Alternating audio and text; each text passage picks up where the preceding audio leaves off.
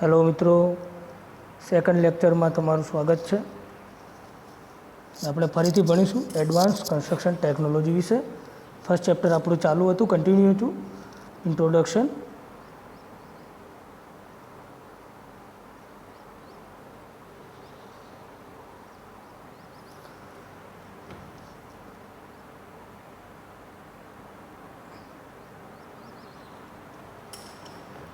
Next point હતો બાંધકામમાં advance પ્રકારની મશીનરી વાપરવાના હેતુઓ। તો બાંધકામમાં એડવાન્સ પ્રકારની મશીનરી કેમ વાપરવામાં આવે છે, એના પાછળના શું હેતુઓ છે? તો પહેલું કે બાંધકામ તમે ચાલુ કર્યું હોય તો બાંધકામ પહેલું કામ કે તમારું ઝડપથી પૂર્ણ થવું જોઈએ। તો પહેલો પોઈન્ટ એ છે કે બાંધકામ ઝડપથી પૂર્ણ થવું જોઈએ। હવે બાંધકામ ઝડપથી પૂર્ણ ક્યારે થાય? તો એના માટે આપણે આયોજન જોઈએ, બરાબર। ફર્સ્ટ કે મેનેજમેન્ટ હોવું જોઈએ। એના માટે તમે એડવાન્સ પ્રકારના મશીનરી જે વાપરો છો, ઇક્વિપમેન્ટ વાપરો છો, કે જેના કારણે આપણું કામ ઝડપથી પૂર્ણ થાય છે। તો પહેલો પોઈન્ટ છે બાંધકામ ઝડપથી પૂર્ણ થવું, પહેલો હેતુ છે એનો, બરાબર।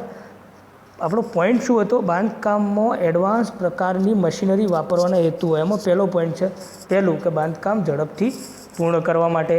બીજો પોઈન્ટ બાંધકામનો ખર્ચ ઘટાડવા માટે, કે દરેક પ્રકારનું બાંધકામ થતું હોય છે તો એનો ખર્ચ ઓછો આવે, મિનિમમ ખર્ચ આવે એવું આપણે ધ્યાન રાખીએ છીએ, બરાબર। કોઈ બી આપણા ઘરનું બી બાંધકામ થતું હોય, અથવા આપણું ઘર બનતું હોય, અથવા કોઈ ફેક્ટરી બનતી હોય, અથવા કોઈ બી કન્સ્ટ્રક્શન થતું હોય, તો જે માલિક હોય છે એનો પ્રોપર હેતુ શું હોય છે કે એનો ખર્ચ ઓછો આવે।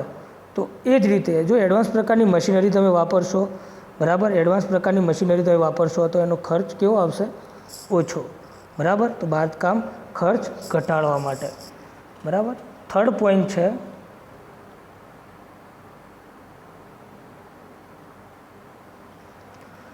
કામ કરવાની ઊંચી ક્ષમતા મેળવવા માટે। જો બાંધકામનો ખર્ચ ઘટે, બરાબર।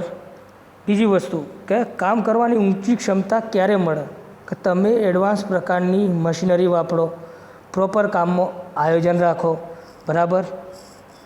બીજું કે જો મજૂરો, દાખલા તરીકે મજૂર વર્ગ છે, એમને તમે ટ્રેનિંગ આપો, બરાબર, એમને મશીન કઈ રીતે વાપરવું, બરાબર, તો કામનો ટાઈમ બી બચશે અને કામ કરવાની ઊંચી ક્ષમતા મળશે।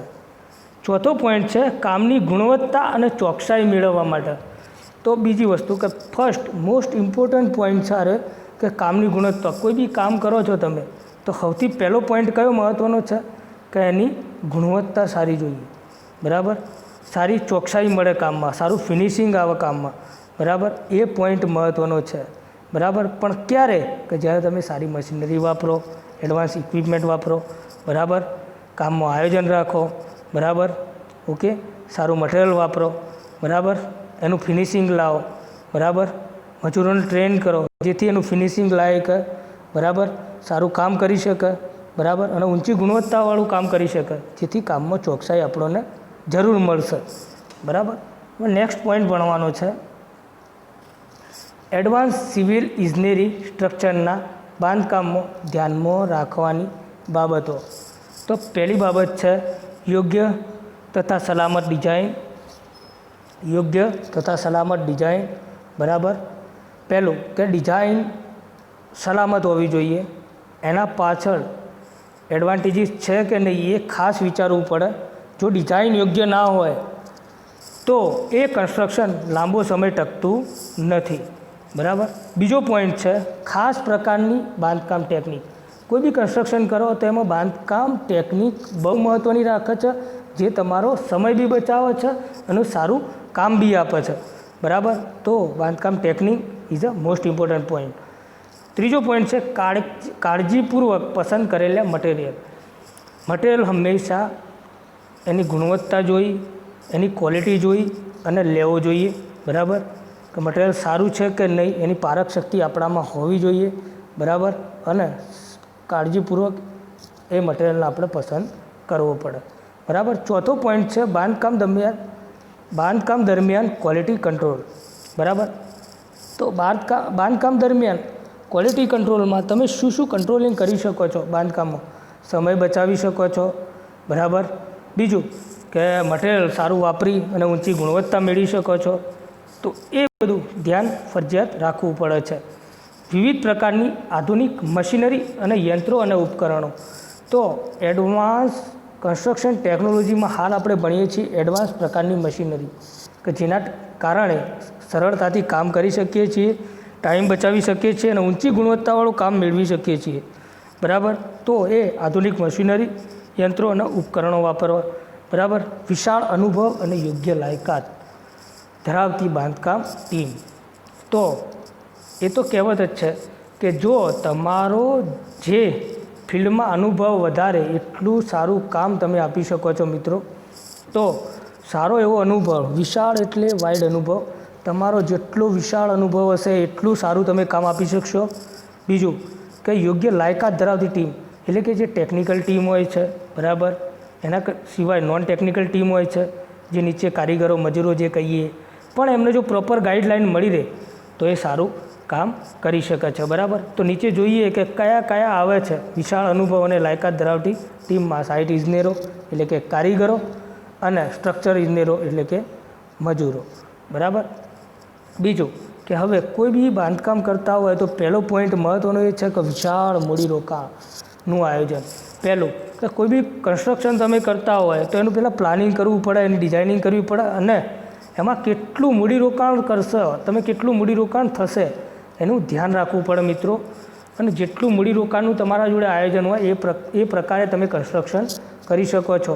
બરાબર, નેક્સ્ટ પોઈન્ટ છે બાંધકામની વિવિધ પ્રવૃત્તિઓનું આયોજન. એના સિવાય અધર નાની નાની પ્રવૃત્તિઓ છે બાંધકામમાં. દાખલા તરીકે બાંધકામમાં અંદર બારી બારણા છે, બરાબર, ફર્નિચર લગતી, પછી પાઇપલાઇન છે, ઇલેક્ટ્રિસિટી છે. બરાબર, આ બધી પ્રવૃત્તિઓમાં બી ધ્યાન રાખવું પડે કે જો તમે એમાં પ્રોપર આયોજનથી કામ ના લઈ શકો, બરાબર, તો એમાં ખર્ચ વધવાની શક્યતા વધારે રહેલી છે. તો એ બધી ધ્યાન રાખવું પડે. નેક્સ્ટ પોઈન્ટ છે સમય મર્યાદામાં કામ પૂરું કરવું. જો સમય મર્યાદામાં કામ પૂરું ના થાય તો ઘણું બધું નુકસાન થવાની શક્યતાઓ વધી જાય છે. બરાબર, મજૂરોનો ખર્ચા, બરાબર, બીજું કે મટીરિયલ બગડી જવું, આ બધું એનું જવાબદાર છે કે જો સમય મર્યાદામાં કામ પૂરું ના થાય તો અધર ખર્ચા તમારા વધી જાય છે. અને છેલ્લો પોઈન્ટ છે ન્યૂનતમ ખર્ચ, કે કોઈ બી કામ કરો છો તો તમે એવું વિચારો કે સારું આયોજન, સારું મટીરિયલ, સારી ક્વોલિટી જાળવી અને ઓછામાં ઓછો ખર્ચ થાય એવું આપણે ધ્યાન રાખીએ. બરાબર, નેક્સ્ટ પોઈન્ટ છે મિત્રો બિલ્ડિંગો ઉપર પાર્શ્વીય બળોની અસર. બરાબર, તો આપણે જો બિલ્ડિંગો જોઈએ છીએ, બરાબર, દાખલા તરીકે કોલેજ જ આપણે લઈ લઈએ અથવા બીજું કોઈ ફેક્ટરીઓ છે, શેડ છે, હા તે, બરાબર, તો એવું કન્સ્ટ્રક્શન છે તો એના ઉપર કયા લોડ લાગે છે અથવા કયા બળોની અસર થાય છે. તો પહેલો વિન્ડ લોડ છે, લખાય કે પાણીમાં સ્ટ્રક્ચર હોય તો વોટર પ્રેશર, અને અર્થક્વેક એટલે કે ભૂકંપ. આ 3 પાર્શ્વીય બળોની અસર થાય છે. બરાબર, તો પહેલો આપણે પવનભાર ભણીએ. તો પવનભાર એ આખી ડિઝાઇન સ્ટ્રક્ચર એન્જિનિયર એટલે કે આપણે DSS, ડિઝાઇન ઓફ સ્ટીલ સ્ટ્રક્ચરમાં આખી પવનભારની ડિઝાઇન ભણવામાં આવે છે. અને એના માટે કોડ છે IS એટલે કે ઇન્ડિયન સ્ટાન્ડર્ડ 875/875 પાર્ટ 3. ઓકે, પવનભાર માટે ભણવા માટે. બરાબર, તો પવનભાર શું છે? પવનભાર રહ્યો એ દાખલા તરીકે તમારું કોઈ બિલ્ડિંગ છે એના ઉપર સીધી પવનની અસર થતી હોય છે. બરાબર, એમાં એક્સટર્નલ પ્રેશર આવે અને ઇન્ટરનલ પ્રેશર આવે. એક્સટર્નલ પ્રેશરને આપણે CPE કહીએ છીએ. બરાબર, એક્સટર્નલ પ્રેશર કોએફિશિયન્ટ CPE, અને CPI એટલે કે ઇન્ટરનલ પ્રેશર કોએફિશિયન્ટ. અને પવનભારની ડિઝાઇન કરવામાં આવે છે, એનો ડિઝાઇન વિન્ડ પ્રેશર છે. ડિઝાઇન વિન્ડ પ્રેશર કેટલું લાગે છે તો એના માટેનું સૂત્ર છે PZ બરાબર 0.6 VZ નો સ્ક્વેર. બરાબર, તો એ વિન્ડ પ્રેશર શોધવા માટેનું ઇક્વેશન આપેલું છે. બરાબર મિત્રો, એના માટે બેઝિક વિન્ડ સ્પીડ એટલે કે VB શોધવું ખાસ જરૂરી છે. અને એના માટે બિલ્ડિંગના માપ, આકાર અને ઊંચાઈ, જે તે સ્થળની સમુદ્ર લેવલની ઊંચાઈ, જે તે વિસ્તારની ટોપોગ્રાફી વગેરે ધ્યાનમાં લેવું ખાસ જરૂરી છે. એક્સટર્નલ એર પ્રેશર કે બાહ્ય હવાનું દબાણ કઈ રીતે લાગે છે એ તો મેં તમને કીધું એ પ્રમાણે કે એક્સટર્નલ એર પ્રેશર એટલે કે એક્સટર્નલ એર પ્રેશર માટે CPE એટલે કે એક્સટર્નલ પ્રેશર કોએફિશિયન્ટ જે આપણે લઈએ છીએ બરાબર મિત્રો તમે ટેબલ જોઈ શકો છો કે ટેબલ આપેલું છે કે સર્ક્યુલર હોય તો કઈ રીતે પ્રેશર લાગે ઓક્ટાગોનલ હોય તો કેટલી હાઇટ છે બરાબર એ જોવાનું રહ્યું સ્ક્વેર હોય પરપેન્ડિક્યુલર હોય તો તેના માટે એક ટેબલ આપ્યું છે સમજવા માટે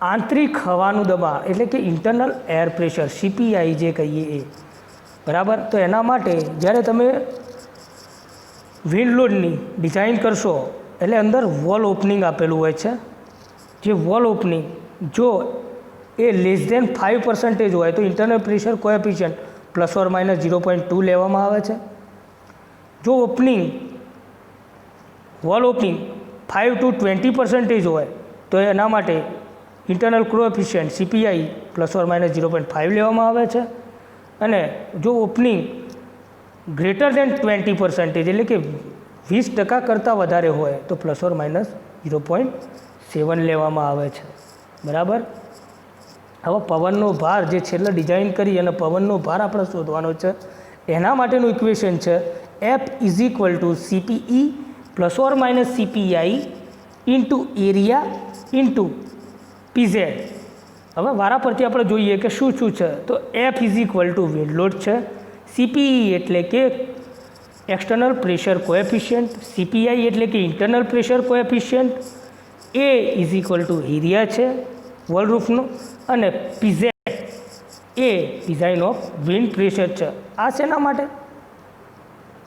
માટે આપણે ડિઝાઇન કરીએ છીએ રૂફ ટ્રસમાં બી વિન્ડ લોડ લાગતો હોય છે બરાબર રૂફ ટ્રસ હોય ને રૂફ ટ્રસ એટલે શું કે તમે ફેક્ટરીઓમાં જે શેડ જોવો છો રૂફ ટ્રસ બનાવેલું હોય ને છાપરા જેવું તો એના માટે આપણે વિન્ડ લોડની ડિઝાઇન કરીએ છીએ એમાં બી સેમ આ રીતે ડિઝાઇન કરવામાં આવે છે બરાબર નેક્સ્ટ પોઈન્ટ છે પાણીનું દબાણ તો પાણી કઈ રીતે સ્ટ્રક્ચરને અસર કરે છે પહેલી વસ્તુ કે દાખલા તરીકે તમે ડેમ બનાવ્યો તો ડેમ હોય તો ડેમમાં બાજુમાં પાણી એને પ્રેશર તો આવતું જ હશે કે ડેમ એને જવા દેતો નથી તો એનું દબાણ જે બાહ્ય દબાણ છે એ પાણી એને દબાણ કરશે બરાબર તો એ દબાણ વિશે આપણે જોઈએ W = weight of dam P = water pressure R = resultant pressure okay અને અહીંયા તમે ડેમની ફિગર બી જોઈ શકો છો બરાબર તો ડેમમાં જે બાજુમાંથી ડેમનો ઉપયોગ શું પાણીને સ્ટોર કરવાનો બરાબર પાણીને સ્ટોર કરવાનું એટલે પાણીને એક જગ્યાએ રોકી રાખે છે તો પાણી નીકળવા માટે પ્રેશર તો કરશે પણ એ સ્ટોર જ રહેશે બરાબર તો એ સ્ટોર કરવા માટે જે પાણીનું ડેમ ઉપર જે પ્રેશર લાગે છે બરાબર તો એ પ્રેશર વિશે અંદર આપેલું છે મિત્રો જોઈ શકો છો તમે બરાબર ઓકે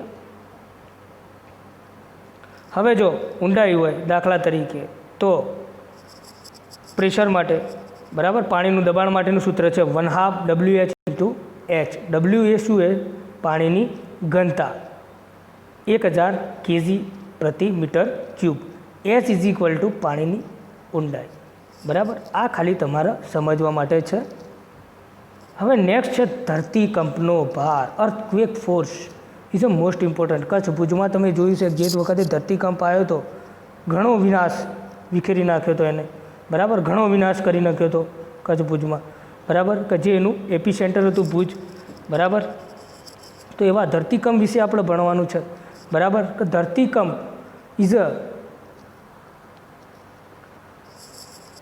ધરતીકંપ એક એવું પરિબળ છે કે જે સ્ટ્રક્ચરને ઘણું બધું નુકસાન કરે છે કે જ્યારે ધરતીકંપ આવે તો સ્ટ્રક્ચર ધારાશાયી થઈ જવાની પણ શક્યતા રહેલી છે અથવા જો સ્ટ્રક્ચર થોડું મજબૂત બનાવેલું હોય તો એમાં ક્રેકો પડવાની પણ શક્યતા રહેલી છે જેથી વાઇબ્રેટ થવાથી ધરતીકંપ વસ્તુ કેવી છે ધરતીની ઉથલ પાથલ થવી બરાબર ધરતી હલવી વાઇબ્રેટ થવું જેના કારણે સ્ટ્રક્ચરમાં એટલે કે તમારું સ્ટ્રક્ચર જે બનાવેલું છે એ બી કેવું ઊંચું નીચું થવાનું બરાબર ઊંચું નીચું થાય એટલે એમાં વાઇબ્રેશન ઉત્પન્ન થાય અને જેના કારણે ક્રેક પડવાની શક્યતા તમારો બેઝ હલવાનો સ્ટ્રક્ચરનો એટલે એમાં ક્રેક પડવાની અથવા ધારાશાયી થઈ જવાની શક્યતા રહેલી છે. હવે જમીન કંપનની તીવ્રતા નીચેની બાબતો પર ધરતીકંપ આવે એની જે ઇન્ટેન્સિટી હોય છે, જે વાઇબ્રેશન હોય છે, એ નીચેની બાબતો ઉપર ધ્યાન રાખે છે. તો ધરતીકંપની તીવ્રતા એટલે કે ઇન્ટેન્સિટી ઓફ અર્થક્વેક, બરાબર, ફોકસની ઊંડાઈ, બરાબર, ડેપ્થ ઓફ ફોકસ, ઇંગ્લિશમાં કહીએ તો એપી સેન્ટરનું અંતર, કે એ જે જગ્યાએ ધરતીકંપ આવેલો છે એનાથી એપી સેન્ટર જે જગ્યાએથી ઉદ્ભવ્યો છે એનું અંતર કેટલું છે. જેટલી એપી સેન્ટરનું અંતર ઓછું હશે એટલી અસર વધારે કરશે સ્ટ્રક્ચર ઉપર, બરાબર, એની અસર વધારે થશે. અને જેટલું અંતર વધી જશે એટલી એની તીવ્રતા ઓછી થઈ જશે. જમીનનો પ્રકાર, તમારી જમીન કેવી છે. જો પોચી જમીન હોય તો મકાન ધરાશાયી થવાની શક્યતા રહેલી છે. જો જમીન સારી હશે, જો એની સોઇલ બેરિંગ કેપેસિટી સારી હશે તો જમીન ઉપર મકાન તમારું અથવા કોઈ બિલ્ડિંગ બનાવેલી છે, ફ્લેટ છે, ફ્રેમ સ્ટ્રક્ચર છે કોઈ બી, તો એ ટકી શકશે. બરાબર મિત્રો. હવે જમીનમાં કંપનો સામે સ્ટ્રક્ચરનો રિસ્પોન્સ નીચેની બાબતો ઉપર આધાર રાખે છે. પહેલું શું કહેવા માગે છે? જમીનના કંપનો સામે સ્ટ્રક્ચરનો રિસ્પોન્સ નીચેની બાબતો ઉપર આધાર રાખે છે. પહેલું, પાયાની માટીનો પ્રકાર. પહેલાં તો પાયાની માટી કેવી છે, એની સોઇલ બેરિંગ કેપેસિટી કેવી છે, એના પરથી ઉપર સ્ટ્રક્ચર તમે બનાવી શકશો કે નહીં બનાવી શકો. બનાવશો તો કેટલો ટાઈમ ટકશે, આ બધું જાણવું ખાસ જરૂરી છે મિત્રો. કે દાખલા તરીકે જમીનનો પ્રકાર જાણ્યા વગર સિવિલ એન્જિનિયરો જો સ્ટ્રક્ચર બનાવે છે તો એની લોંગ લાઈફ હોતી નથી. બરાબર. નેક્સ્ટ પોઈન્ટ છે બાંધકામમાં મટીરિયલનો પ્રકાર. કેવા પ્રકારના મટીરિયલ તમે વાપર્યા છે બાંધકામમાં એ જાણવું બહુ જ જરૂરી છે. બરાબર. સારી ગુણવત્તાવાળું મટીરિયલ વાપર્યું છે કે નથી વાપર્યું એ બી જરૂરી છે. બરાબર. સ્ટ્રક્ચરની સાઇઝ અને આકાર. સ્ટ્રક્ચરની સાઇઝ કેવી છે અને એનો આકાર કેવો છે. બરાબર. જો સ્ટ્રક્ચરની સાઇઝ મોટી હોય, બરાબર, આકાર ડિફિકલ્ટ હોય તો ધરાશાયી થવાની શક્યતા વધારે રહેલી છે. બરાબર. તૂટવાની શક્યતા વધારે રહેલી છે. અને જમીનના કંપનનો સમય, તો જ્યારે ધરતીકંપ આવે તો જમીનનો કંપનનો સમય કેટલો છે, જેટલું વધારે કંપન હશે એટલી સ્ટ્રક્ચર ઉપર અસર વધારે થશે મિત્રો. બરાબર. હવે કોન્ક્રીટ માટેના એડ મિક્સચર. તો પહેલું કે એડ મિક્સચર કોને કહેવાય મિત્રો? પહેલું વસ્તુ જાણવું ખૂબ જરૂરી છે કે admixture is a most important point અને very IMP point for our subject. કે કોન્ક્રીટ માટેના સિટી કોન્ક્રીટ ટેકનોલોજીમાં તમે ભણી શક્યા છો, અરે ભણેલો જ છે સબ્જેક્ટ. બરાબર. આ તમે ભણ્યા જશો કે એડ મિક્સચર શું છે. બરાબર. છતાંય હું તમને સમજાવું છું કે કોન્ક્રીટ માટેના એડ મિક્સચર એટલે કે એડ મિક્સચર એટલે શું, પહેલું એ જાણવું જરૂરી છે. તો કોન્ક્રીટમાં સિમેન્ટ, રેતી, કપચી, પાણી અને લોખંડ સિવાય જે પણ કંઈ ઉમેરવામાં આવે છે તેને એડ મિક્સચર કહે છે. એટલે મિક્સચરનો મિનિંગ થાય મિક્સ કરવું. બરાબર. તો કોન્ક્રીટમાં આપણે શું શું ઉમેરીએ છીએ? સિમેન્ટ, રેતી, કપચી, પાણી અને લોખંડ, આટલી વસ્તુ ઉમેરીએ છીએ. પણ જો એના સિવાય જે વસ્તુ ઉમેરવામાં આવે તો એને એડ મિક્સચર કહેવાય છે. બરાબર. આ વસ્તુ તો કોમન છે. દાખલા તરીકે સિમેન્ટ, રેતી, કપચી અને પાણી અને લોખંડ તમે ઉમેરો છો. બરાબર. પણ એના સિવાય જે ઉમેરો છો તમે એને એડ મિક્સચર કહીએ છીએ. ઓકે મિત્રો. એડ મિક્સચર વિશે ખબર પડી ગઈ તમને? ઓકે. ચલો આગળ વધીએ. એડ મિક્સચર વાપરવાના હેતુઓ કયા કયા છે? તો પહેલો હેતુ એનો સ્ટ્રેન્થ, કોન્ક્રીટની સ્ટ્રેન્થ વધારવા માટે, વર્કેબિલિટી સુધારવા માટે, કોન્ક્રીટને જલ્દી સખત બનાવવા માટે, કોન્ક્રીટને મોડો સખત બનાવવા માટે, વજન ઘટાડવા માટે, ટકાઉપણું સુધારવા માટે, હીટ હાઇડ્રેશન ઘટાડવા માટે, પાણીને જમતું અટકાવવા માટે, કોન્ક્રીટ અને સ્ટીલ વચ્ચે તેમજ નવા જૂના કામ વચ્ચે બોન્ડ સુધારવા માટે, છિદ્રાળુ કોન્ક્રીટ બનાવવા માટે અને કોન્ક્રીટને રંગીન બનાવવા માટે અને રાસાયણિક હુમલાને અટકાવવા માટે. તો આટલી અસરો જોવા મળે છે કે તમે દાખલા તરીકે એડ મિક્સચર શું છે મિત્રો તમને ખબર પડી જાય. ફરી એક વખત કહું છું કે તમે કોન્ક્રીટમાં સિમેન્ટ, રેતી, કપચી, પાણી અને લોખંડ સિવાય જે પણ કંઈ ઉમેરો છો, બરાબર, એને એડ મિક્સચર કહેવાય છે. અને એડ મિક્સચર વાપરવાના હેતુઓ કયા કયા છે? તો સ્ટ્રેન્થ સુધારવા માટે અથવા સ્ટ્રેન્થ વધારવા માટે, વર્કેબિલિટી સુધારવા માટે, કોન્ક્રીટને જલ્દી સખત બનાવવા માટે, કોન્ક્રીટને મોડો સખત બનાવવા માટે, વજન ઘટાડવા માટે, ટકાઉપણું સુધારવા માટે, હીટ ઓફ હાઇડ્રેશન ઘટાડવા માટે, પાણીને જમતું અટકાવવા માટે, બરાબર. કોન્ક્રીટ અને સ્ટીલ વચ્ચે તેમજ નવા જૂના કામ વચ્ચે બોન્ડ સુધારવા માટે, સિંદરાનું કોન્ક્રીટ બનાવવા માટે, કોન્ક્રીટને રંગીન બનાવવા માટે અને રાસાયણિક હુમલાઓ એટલે કે સલ્ફેટ અટેક, બરાબર, કેમિકલ અટેક જે કહીએ છીએ એ અટકાવવા માટે, બરાબર. હવે તો આ વન બાય વન તમને સમજાવું છું. પહેલું કે સ્ટ્રેન્થ વધારવા માટે, કોન્ક્રીટની સ્ટ્રેન્થ વધારવા માટે. તો પહેલી વસ્તુ કે કોન્ક્રીટની સ્ટ્રેન્થ વધારવી હોય, બરાબર, તો એમાં જે તમે એડ મિક્સિંગ કરો છો, બરાબર, એ વસ્તુ ખાસ જરૂરી છે. તો એની સ્ટ્રેન્થ આપણે વધારી શકાય છે, બરાબર. સ્ટ્રેન્થ જેટલી સારી એટલી કોન્ક્રીટ મજબૂત, કન્સ્ટ્રક્શન માટે કોન્ક્રીટ મજબૂત બને છે, બરાબર. વર્કેબિલિટી સુધારવા માટે, બરાબર, કોન્ક્રીટને જલ્દી સખત બનાવવા માટે, બરાબર. હવે જલ્દી સખત બનાવવા માટે એસ્લેરેટર વપરાય છે અને મોડો સખત બનાવવા માટે રિટાર્ડર વપરાય છે. આમાં કેવું છે કે એસ્લેરેટર એક એવી વસ્તુ છે કે એમાં કોન્ક્રીટનું જે અંદર સેટિંગ ટાઈમ હોય છે, જે સેટિંગ ટાઈમ એ ઘટાડે છે. સેટિંગ ટાઈમ કેવું ઘટ મીન્સ ઝડપી સખત બને. જે ટાઈમ છે એ ઘટ એટલે ઝડપી સખત બને. જ્યારે રિટાર્ડરમાં કોન્ક્રીટનો સેટિંગ ટાઈમ વધે છે એટલે મોડું સખત બને છે, બરાબર. પછી કોન્ક્રીટનું વજન ઘટાડવા માટે, ટકાઉપણું સુધારવા માટે એનું ટકાઉપણું બી સુધારી શકાય છે, બરાબર. તો એવા પોઈન્ટ આપણે વન બાય વન જોવાના છે મિત્રો. Classification of admixture. હવે આટલું ભણે દાખલા તરીકે, પણ એડ મિક્સચર દાખલા તરીકે દરેકનું નામ હોય છે કે કયા પ્રકારના એડ મિક્સચર છે, બરાબર. અને એડ મિક્સચર આપણે વાપરીએ છીએ, બરાબર, કોન્ક્રીટમાં એનો ઉપયોગ કરીએ છીએ. તો એ નામ ભણીએ આપણે. પહેલું છે એસ્લેરેટિંગ એડ મિક્સચર, એટલે કે એસ્લેરેટર જે કહીએ, બરાબર.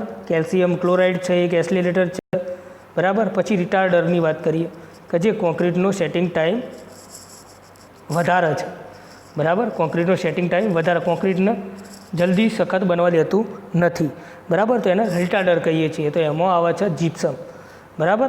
પછી water reducing admixture, air entering admixture, super plasticizing admixture. એના સિવાય બીજા બી એડ મિક્સચરો છે.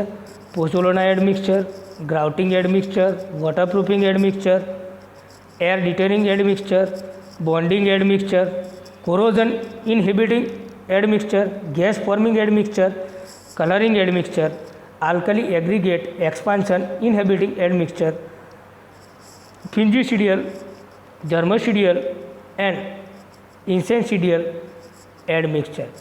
ઓકે. તો આવા એડ મિક્સચરો આપણે જોવાના છે. આ એના નામ છે, બરાબર. તો દરેક નામ પરથી આપણે એડ મિક્સચર જોવાના છે. જેમ મેં તમને એસ્લેરેટિંગ એડ મિક્સચર અને રિટાર્ડિંગ એડ મિક્સચર સમજાવ્યું, એ રીતે વોટરપ્રૂફિંગ એડ મિક્સચર બી છે, બરાબર.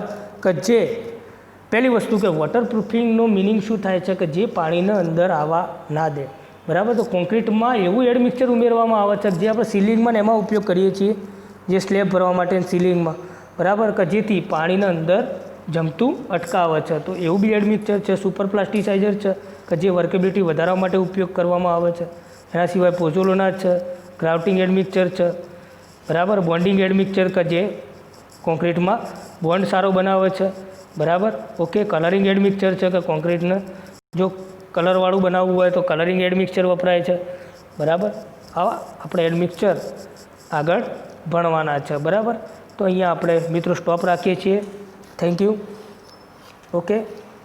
બાકીનું આપણે પછી ભણીશું.